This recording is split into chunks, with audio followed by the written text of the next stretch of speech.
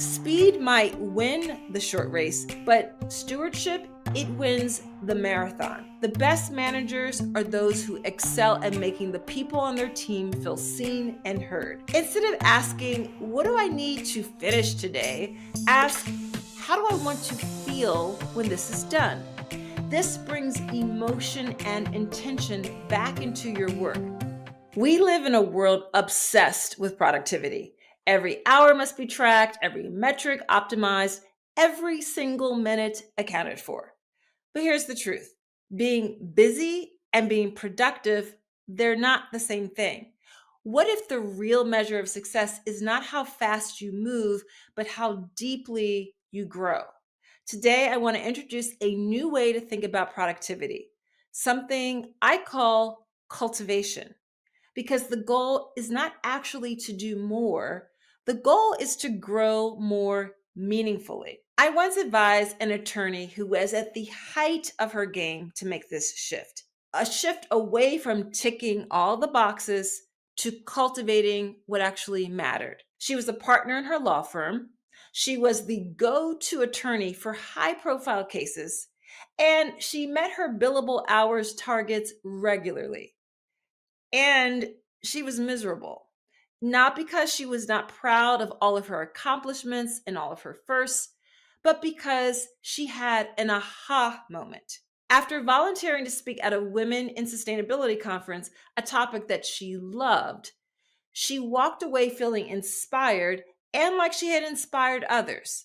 She asked herself, what good is all of this work at the firm if at the end of the day, I'm not convinced of the impact I can have on women in the world? It was a good question.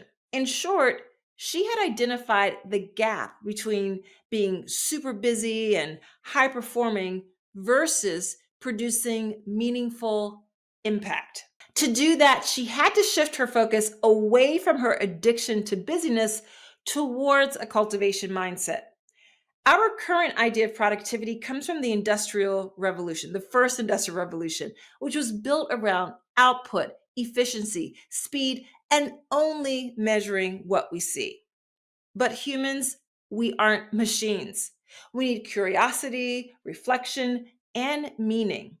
Cultivation is a totally different model.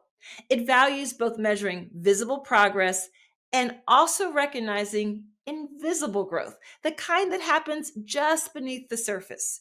When you cultivate, you focus on impact, not just activity. You prioritize depth over speed and connection over control. So, how do we move from busyness to cultivation? Here are three simple but powerful shifts. Shift number one: move from to do lists to feel lists. Instead of asking, what do I need to finish today? Ask, how do I want to feel when this is done? This brings emotion and intention back into your work. For example, when I have a deadline to write an article that is looming before me, it has made all the difference in the world for me to envision feeling the satisfaction of hitting send and even identifying a reward at the end. For me, that would be a hot matcha latte with oat milk or a short walk around the block. This is how habits get cultivated. Shift number two: move from outputs to outcomes. Measure meaning, learning, and connection, not only volume or speed. I mean, think about it. Do you think that Albert Einstein cultivated his genius with a bunch of alarming deadlines all the time? Not completely. Great science and awesome creativity takes the time it takes in order for great ideas to have fruition. And finally, shift number three: move away from only focusing on speed to stewardship. Slow down enough to nurture people and ideas that matter. Speed might win the short race, but stewardship, it wins the marathon. The best managers are those who excel at making the people on their team feel seen and heard. How do they do that?